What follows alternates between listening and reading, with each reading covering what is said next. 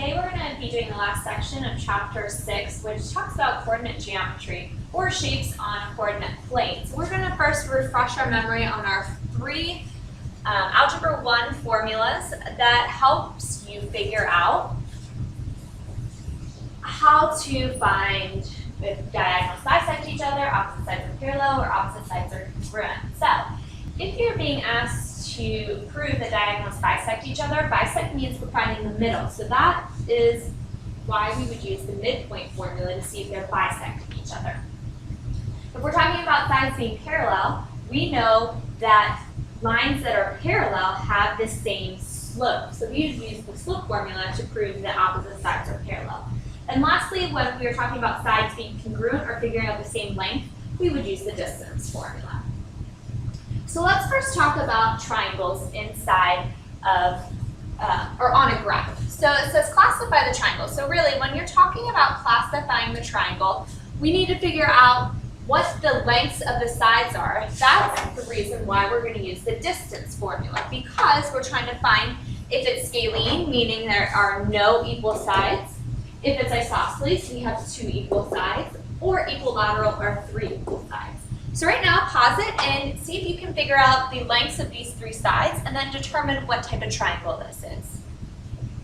All right, so here are the answers. I just kept them in square root. You could have decimal, but if you see, all 3 are different.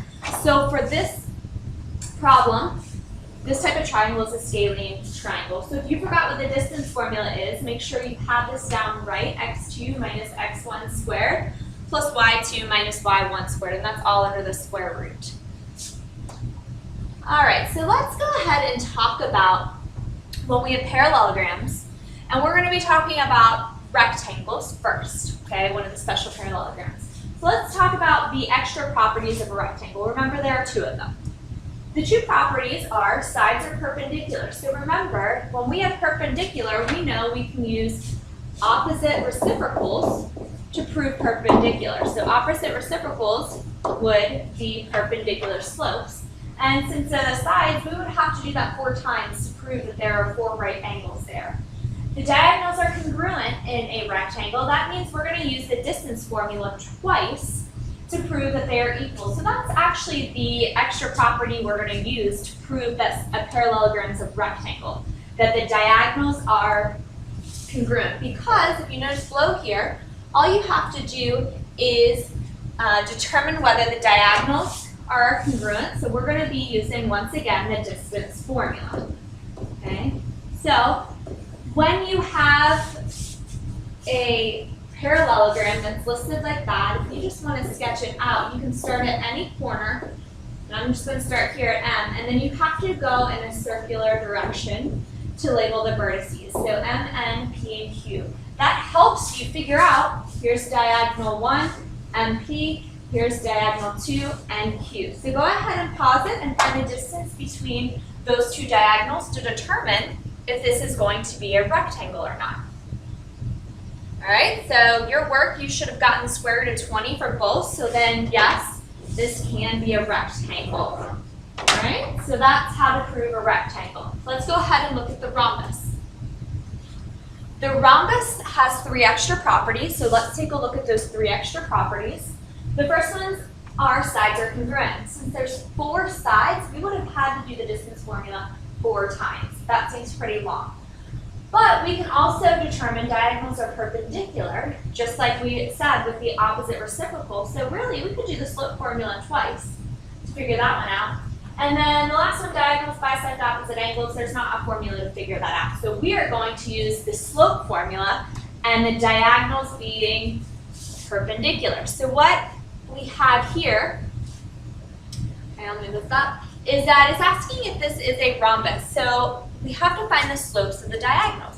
So remember, slope formula is y2 minus y1 over x2 minus x1. They also give you a graph, so you can count on the graph, rise over run if that helps. So go ahead and find the slope of AC and the slope of BD, and then we'll determine if this is a rhombus.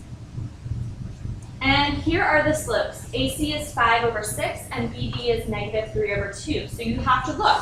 Are these opposite reciprocals? Nope, they are not. So no, this is not a rhombus. Okay, they have to be opposite reciprocals of each other. All right, so we did the rectangle and the rhombus. So here's a little chart here that helps you. Remember, if you're trying to find a rectangle, you are going to be looking for the diagonals being congruent, so that's the distance formula. For the rhombus, we're looking for the diagonals being perpendicular, so we're using the slope formula. Now, if we want to figure out if something is a square, well, remember, a square has all those properties. So we're going to do both the distance and the slope formula. And if they have equal or congruent diagonals and opposite reciprocals on slopes, then it's going to be a square. If you notice, we're using the diagonals both times. So we're not even looking at the sides, we're just simply looking at the diagonals for a rectangle, rhombus, and a square. So let's try one that asks if it's a rhombus, a rectangle, or square, or none. And sometimes the none they might say is a parallelogram. So I've given you 4 points, A, B, C, and D. Go ahead and graph it because we need to figure out which ones are the diagonals since that's what we use. So when you graph this, you should have a parallelogram that looks something like this. So after we figure this out and we graph it, we see that AD and BC are diagonals. So what we have to do is find the length of AD and BC and compare, and then we got to find the slope of AD and BC. So go ahead and find the length of AD and BC first. Doing your math, you should have gotten that the length of AD and BC are actually both the whole number 4. So that means the diagonals are congruent. So taking a look at our options, diagonals are congruent means that it can be a rectangle or a square. It's not a rhombus and it's not a none because they're congruent. So now we're going to check for the slope. So go ahead and find the slope of AD and BC. So once you find the slope, you actually will see that they are perpendicular, okay? Since the slopes are perpendicular, then we know that this shape is actually a square because a rectangle does not have perpendicular diagonals, okay? So you need to do all 4 of those when they give you a question like that. All right, that is the end of the chapter and the end of the lesson.